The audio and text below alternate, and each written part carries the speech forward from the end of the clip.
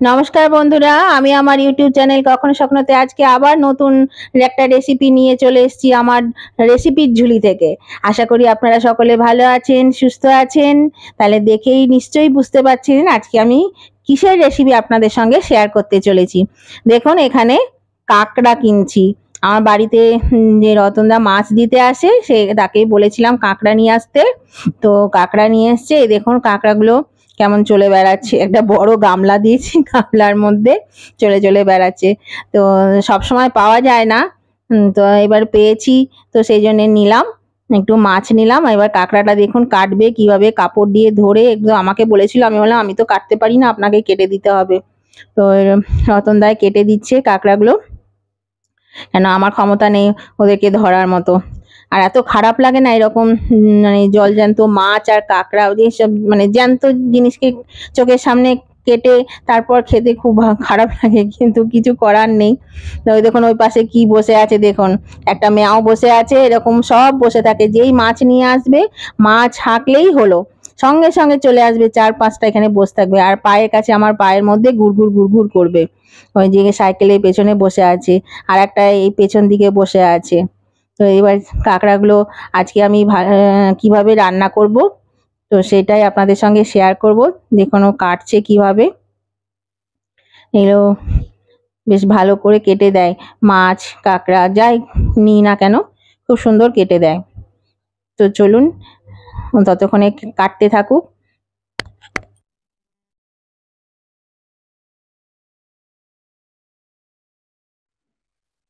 এই দেখুন বন্ধুরা, কাঁকড়াটা ভালো করে ধুয়ে নিয়েছি, বেছে দিয়েছে দেখলেনি।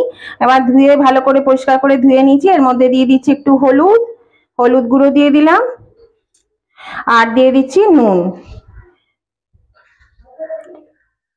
1 চামচ মতো নুন দিয়ে দিচ্ছি, আর একটু দিচ্ছি 1 চামচ। আচ্ছা, এটা ভালো করে মাখিয়ে নেব। এবার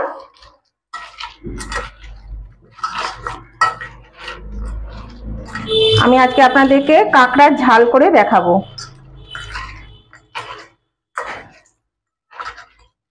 আর একটু হলুদ লাগবে।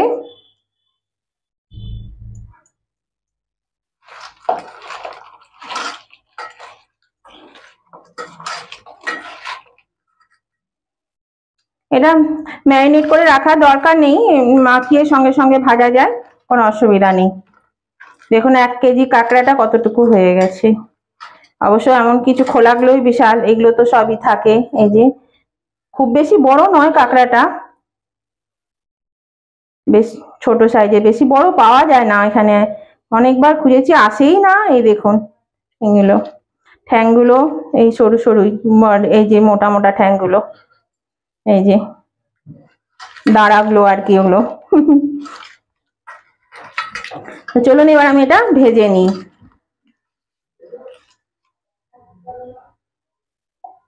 এই দেখুন বন্ধুরা, তেল গরম হয়ে গেছে, কড়াতে তেল দিয়ে দিয়েছিলাম, তেল গরম হয়ে গেছে। এবার আমি অল্প অল্প করে ভেজে নিচ্ছি।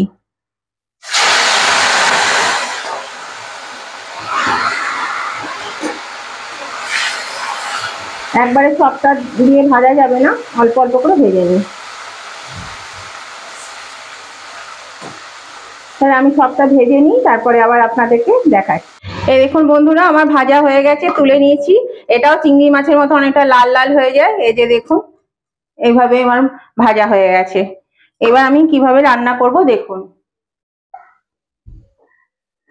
এই দেখুন বন্ধুরা, ওই কাঁকড়া ভাজার তেলেই আমি 1 চামচ ঘি দিয়ে দিচ্ছি। বেশি দেব না, 1 চামচ মতনই দেব।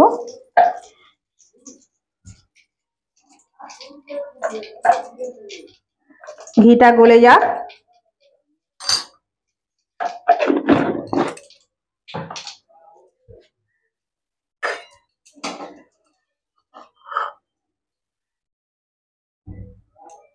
এবার দেখুন এখানে আমি পেঁয়াজ কুচি করে নিয়েছি, ছোট ছোট এরকম সাইজে 4টে পেঁয়াজ। এই পেঁয়াজটা এর মধ্যে দিয়ে দেব। এখানে কিন্তু কোনো ফোড়ন লাগবে না। এই পেঁয়াজটা একটু ভালো করে ভেজে ভেজে নেব।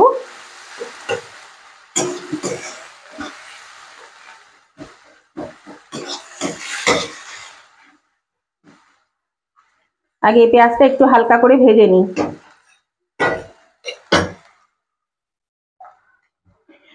এই দেখুন বন্ধুরা, পেঁয়াজটা একটু হালকা ভাজা ভাজা হয়ে এসছে। এর মধ্যে আমি এখানে 2 টেবিল স্পুন পেঁয়াজ বাটা দিয়ে দিচ্ছি, 1/2 টেবিল স্পুন লঙ্কা বাটা দিয়ে দিচ্ছি। লঙ্কাটা খুব ঝাল, আমরা বেশি ঝাল খাই না, সেই জন্য 1/2 টেবিল স্পুন দিলাম। আপনারা আপনাদের ঝাল মতন দেবেন। এখানে 1 টেবিল স্পুন রসুন বাটা আর 1 টেবিল স্পুন আদা বাটা, এগুলো দিয়ে এবার আমি আবার মশলাটা ভালো করে ভেজে নেব। বেশ কাঁচা গন্ধটা চলে যাওয়া অবধি ভেজে নেব।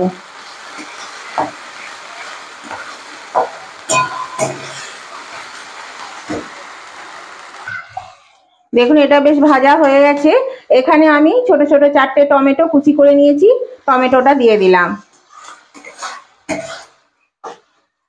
আর এর মধ্যে দিচ্ছি একটু লবণ। এখানে আমি লবণ নিয়ে রেখেছি, এখান থেকে আমি 1 চামচ লবণ দিয়ে দিচ্ছি। টমেটোটা তাহলে তাড়াতাড়ি সেদ্ধ হয়ে যাবে।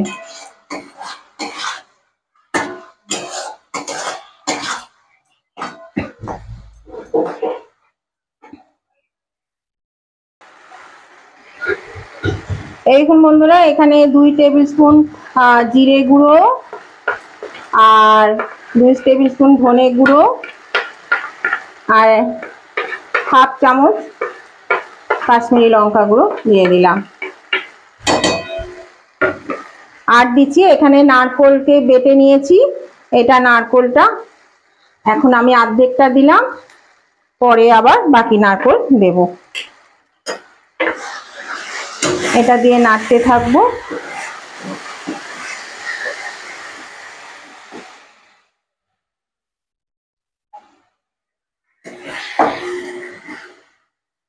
এই যে নারকেল বাটার জল একটু দিলাম এর মধ্যে, নালে তলায় লেগে যাচ্ছে। এটা দিয়ে ভালো করে কষাতে থাকবো। এবার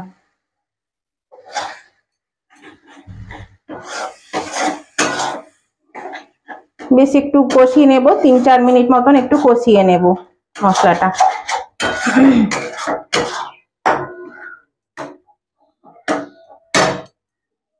বাড়িয়ে দিলাম আর একটু জল দিচ্ছি।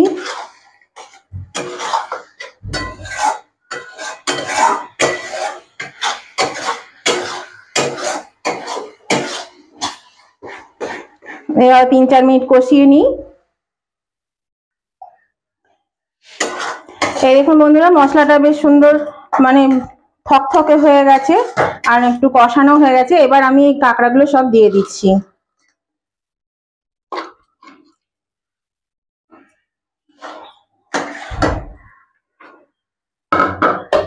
আচ্ছা, এর সঙ্গে দিয়ে দিচ্ছি এখানে আমি 3 টেবিল স্পুন মতন দই নিয়ে নিয়েছি। দইটা ভালো করে ফেটিয়ে নিয়েছি, এই দইটা আমি এর মধ্যে দিয়ে দিলাম।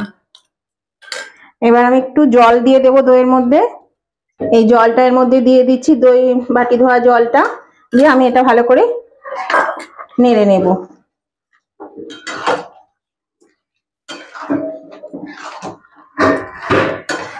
নতুন বন্ধু যারা এখনো আমার চ্যানেলটা সাবস্ক্রাইব করেনি, তারা কিন্তু অবশ্যই আমার চ্যানেলটা সাবস্ক্রাইব করে আমার পাশে থাকুন আর পাশে থাকা বেলটা ক্লিক করে দেবেন অবশ্যই। তাহলে পরে আমি যখনই আমার ভিডিও আপলোড করব সাথে সাথে আপনাদের কাছে নোটিফিকেশন পেয়ে যাবে, তাহলে আপনারা দেখতে পারবেন।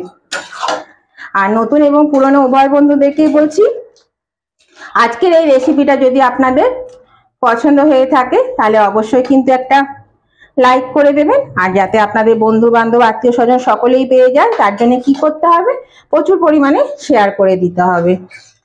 আর আজকের রেসিপিটা আপনাদের কেমন লেগেছে সেটা জানানোর জন্য কি করতে হবে, অবশ্যই কমেন্ট করে জানিয়ে দেবেন কেমন লাগলো।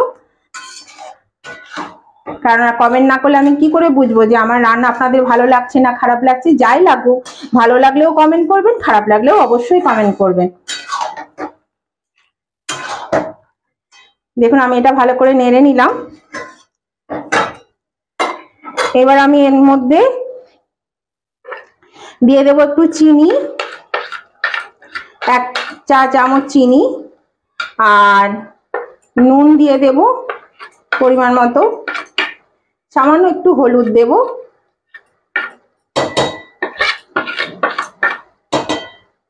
নুনটা আর একটু লাগবে।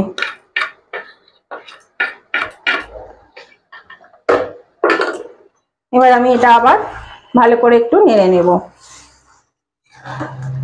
এটা কিন্তু খুব বেশি ঝোল হবে না, একটু মাখা মাখা টাইপেরই হবে।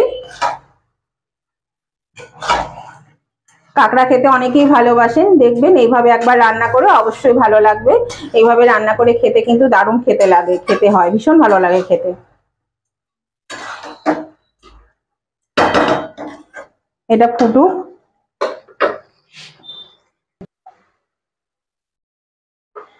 এখন বন্ধুরা একটু কষিয়ে নিলাম, এই জলটা আমি দিয়ে দিচ্ছি এর মধ্যে।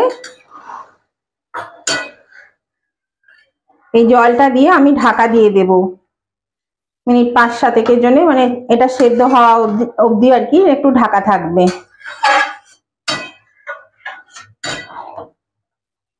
কাঁকড়াটা একটু সেদ্ধ হতে হবে, সেই পর্যন্ত আমি এটা ঢেকে দিচ্ছি। আঁচটাও কিন্তু কমিয়ে দেব, আঁচটা মিডিয়ামে দিয়ে দিচ্ছি, মিডিয়ামের থেকেও লো টু মিডিয়ামের মধ্যে দিয়ে দিলাম। এখন বন্ধুরা আমি ঢাকাটা খুলে দিচ্ছি। এখন এটা সেদ্ধ হয়ে গেছে।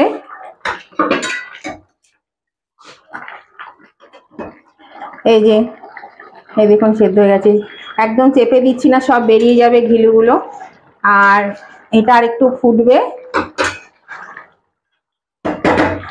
এর মধ্যে যে বললাম বাকি যে নারকোল কোড়াটা রয়েছে, এই যে নারকোল কোড়াটা, এইটা এবার আমি আবার দিয়ে দিচ্ছি এর মধ্যে।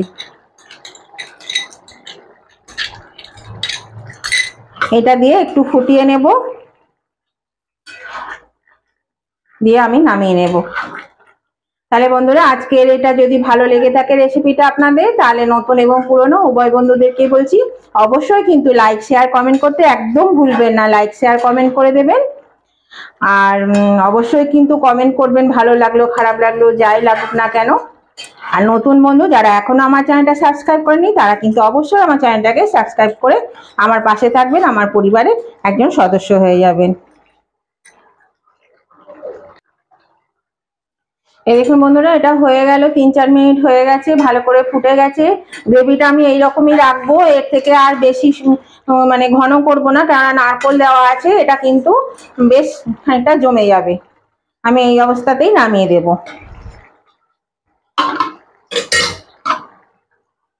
আমি গ্যাসটা বন্ধ করে দিলাম, এবার আমি নামিয়ে নিচ্ছি।